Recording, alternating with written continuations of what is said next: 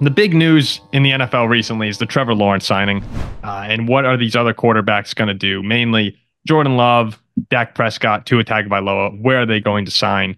Or not where, but when are they going to sign? How big will their extensions be? Could one of them get to $60 million per year? That's the question. We'll start with Lawrence, though. He signs a 5-year, $275 million deal with the Jaguars, $55 million per year. I wasn't too surprised when I saw this. I don't think any of us were, even though it's a big number. I mean, $55 million ties Joe Burrow for the biggest contract in NFL history.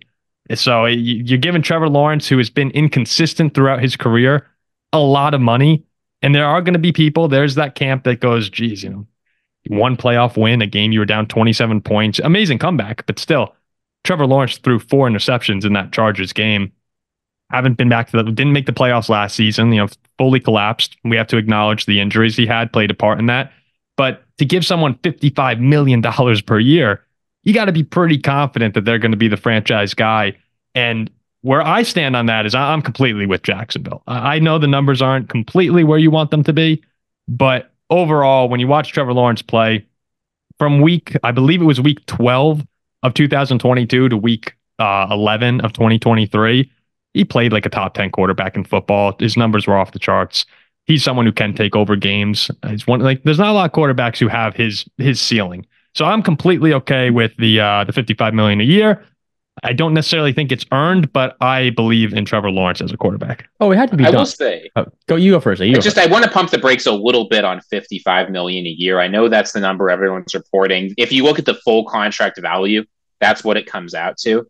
But Trevor Lawrence isn't getting paid more than $50 million a year until 2029, when he's got a $50 million a year base salary, none of which is guaranteed. He's not even being paid $40 million a year until 2028, right? So while the number is really big, the actual fully guaranteed money is only a little more than half of that $275 million. So realistically, this deal is not quite as big as it looks if you're just looking at the reported contract value. It's a more modest contract than that, though it's still one of the biggest contracts in the league. I feel that fireball knifing in my stomach right now. Yeah, I wasn't drinking that. But it had to be done. There is historically, it's a 41% chance that a quarterback drafted in the top 10 ends up being labeled as a bust. Trevor Lawrence is 24 years old. He's already number 4 in Jaguars history in passing yards. 20 plus touchdowns his first 2 years, 4,000 plus yards his first 2 years. The only thing we saw last season was the turnovers, which has to be fixed. 9 fumbles, 14 picks? 14 picks. That's outrageous. But remember, it's Jacksonville. I think their all-time leading passer for a season is like Blake Bortles, if I'm not mistaken. We talked about this with the Dolphins a little bit, just all the failures. I mean, they believe that 24-year-old Trevor Lawrence could be their guy. And the thing is, too, with even paying him all this money, you still have a ton of cap space and room to pay other players and build around him. It didn't destroy your cap completely. What was it, like 19 or 20% of Jacksonville's? Well, I mean, at this point, that's just the market for quarterbacks, for a potential franchise quarterback. So you pay who you think your franchise quarterback could be, and he's shown potential. I'm not going to deny that. And you can still now pay to build around him.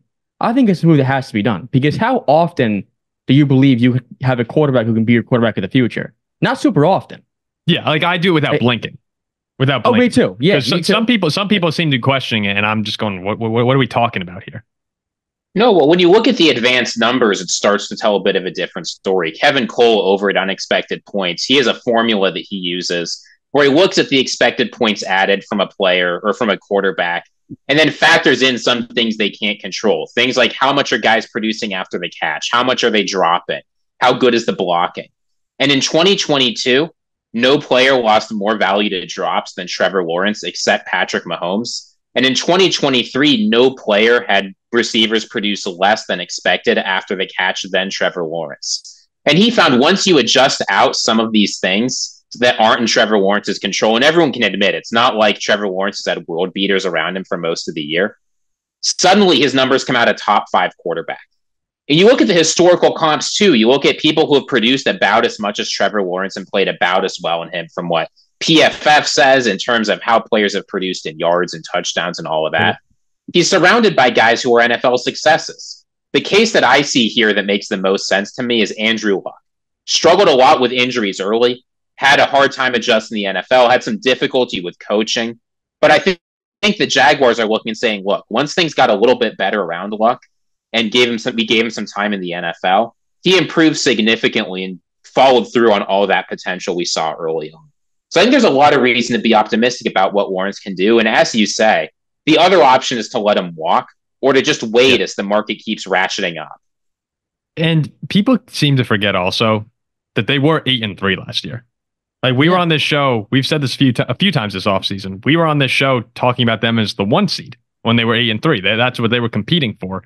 And all of a sudden then you have the high ankle sprains, you have the concussions, you have the shoulder sprains.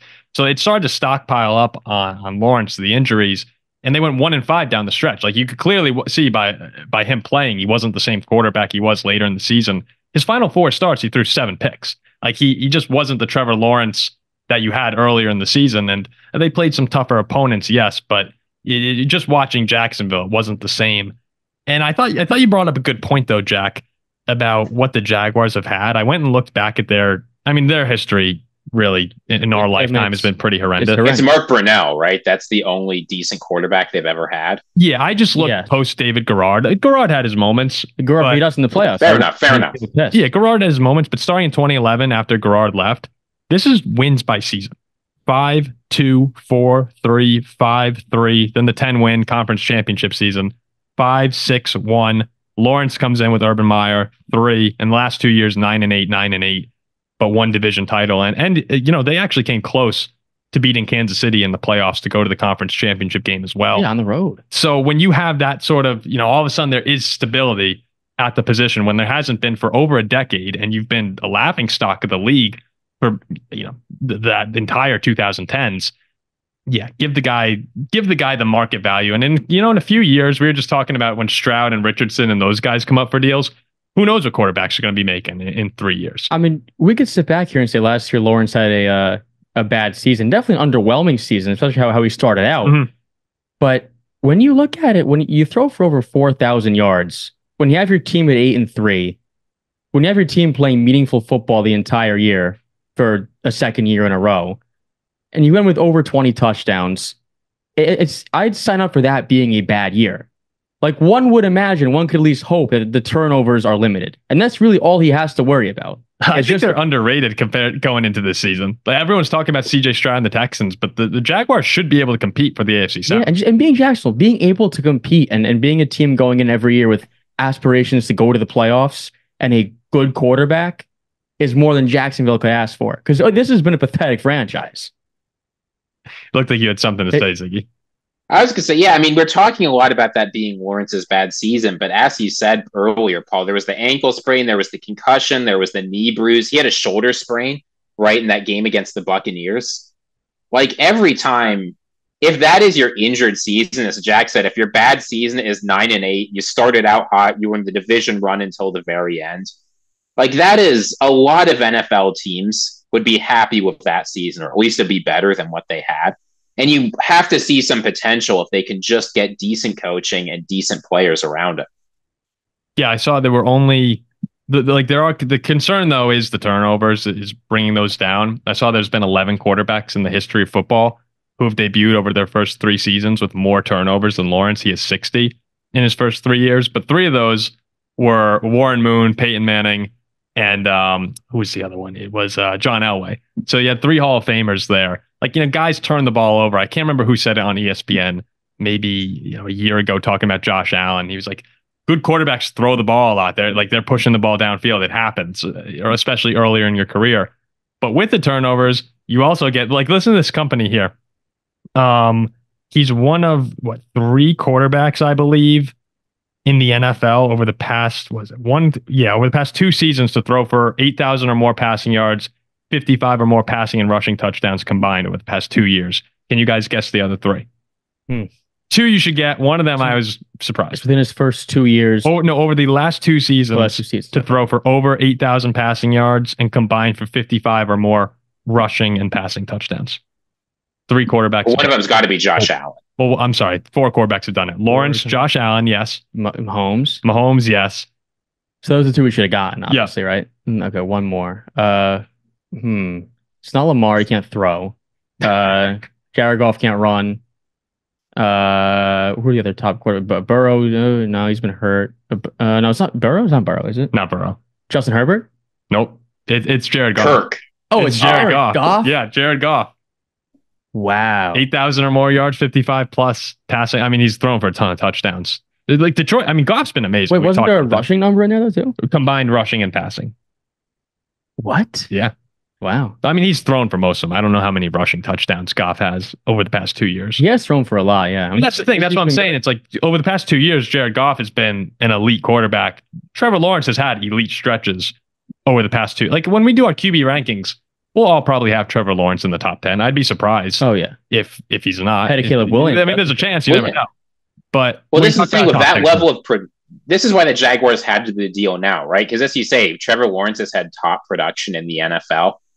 And that means when guys have lesser production, some of whom are up for big extensions right now, if they sign their deals, the first thing Lawrence's agent is going to say, that's where the number starts.